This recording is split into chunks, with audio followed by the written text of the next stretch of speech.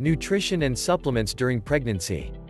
Now that you're eating for 2 or more, this is not the time to cut calories or go on a diet. In fact, it's just the opposite. You need about 300 extra calories a day. Especially later in your pregnancy when your baby grows quickly. If you're very thin, very active, or carrying multiples, you'll need even more. But if you're overweight, your health care provider may advise you to consume fewer extra calories. Healthy eating is always important, but especially when you're pregnant. So, make sure your calories come from nutritious foods that will contribute to your baby's growth and development. Try to maintain a well-balanced diet that incorporates the dietary guidelines including 1. Lean meats. 2. Fruits. 3. Vegetables. 4. Whole grain breads. 5. Low-fat dairy products. By eating a healthy, balanced diet, you're more likely to get the nutrients you need. But you will need more of the essential nutrients, especially calcium, iron, and folic acid, than you did before you became pregnant. Your health care provider will prescribe prenatal vitamins to be sure both you and your growing baby are getting enough. But taking prenatal vitamins doesn't mean you can eat a diet that's lacking in nutrients. It's important to remember that you still need to eat well while pregnant.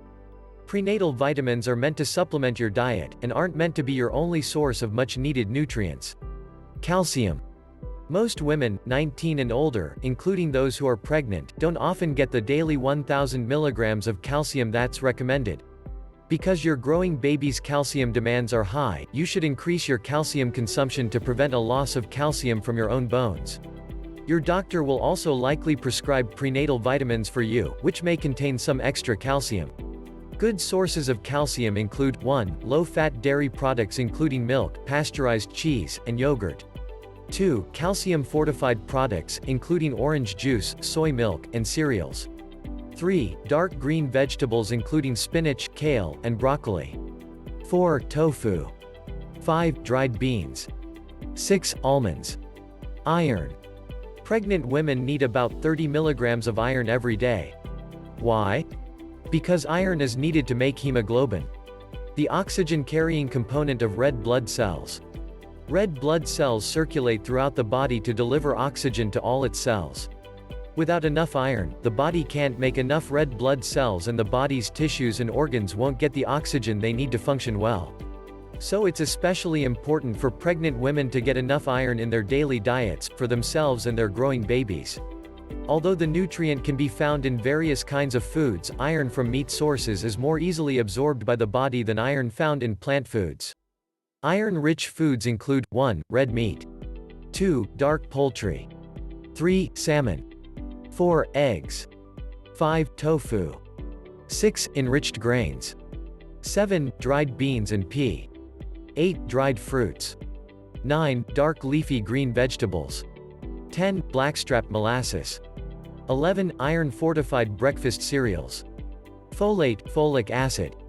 The Centers for Disease Control and Prevention (CDC) recommends that all women of childbearing age, and especially those who are planning a pregnancy, get about 400 micrograms (0.4 milligrams) of folic acid supplements every day. That can be from a multivitamin or folic acid supplement in addition to the folic acid found in food. So, why is folic acid so important? Studies have shown that taking folic acid supplements 1 month prior to and throughout the first 3 months of pregnancy decrease the risk of neural tube defects. The neural tube, formed during the first several weeks of the pregnancy, possibly before a woman even knows she's pregnant, goes on to become the baby's developing brain and spinal cord. When the neural tube doesn't form properly, the result is a neural tube defect such as spina bifida. Again, your health care provider can prescribe a prenatal vitamin that contains the right amount of folic acid. Some pregnancy health care providers even recommend taking an extra folic acid supplement, especially if a woman has previously had a child with a neural tube defect. If you're buying an over-the-counter supplement, remember that most multivitamins contain folic acid, but not all of them have enough to meet the nutritional needs of pregnant women. So, be sure to check labels carefully before choosing one and check with your health care provider. Fluids.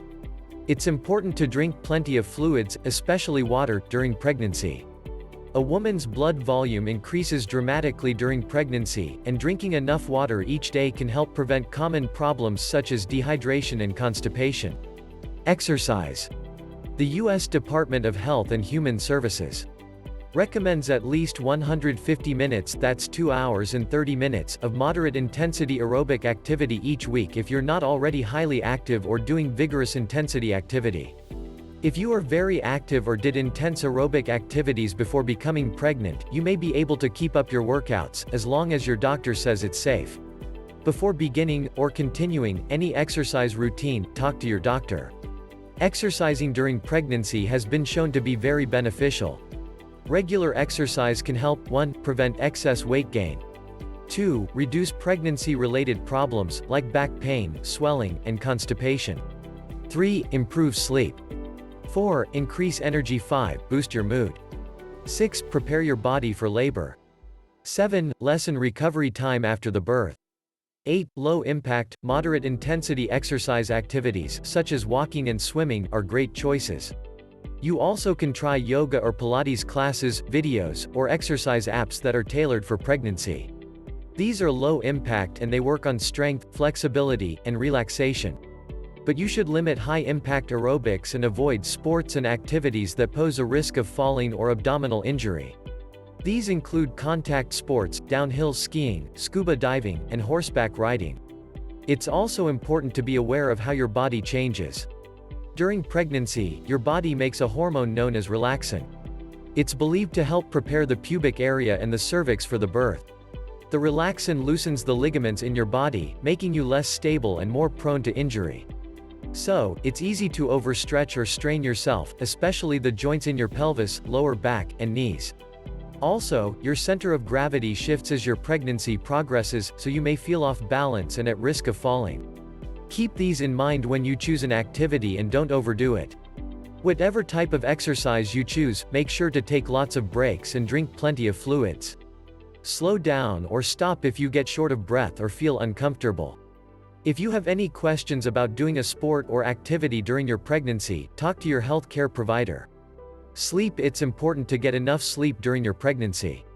You'll probably feel more tired than usual. And as your baby gets bigger, it will be harder to find a comfortable position when you're trying to sleep. Lying on your side with your knees bent is likely to be the most comfortable position as your pregnancy progresses. It also makes your heart's job easier because it keeps the baby's weight from putting pressure on the large blood vessels that carry blood to and from your heart in your feet and legs. Lying on your side can also help prevent or reduce varicose veins, hemorrhoids, and swelling in your legs. Some doctors specifically recommend that pregnant women sleep on the left side. Because one of those big blood vessels is on the right side of your abdomen, lying on your left side helps keep the uterus off of it. Lying on your left side helps blood flow to the placenta and, therefore, your baby. Ask what your health care provider recommends. In most cases, lying on either side should do the trick and help take some pressure off your back. For a more comfortable resting position either way, prop pillows between your legs, behind your back, and underneath your belly. Good nutrition. Good supplements. Good exercise. Good sleep. Happy pregnancy.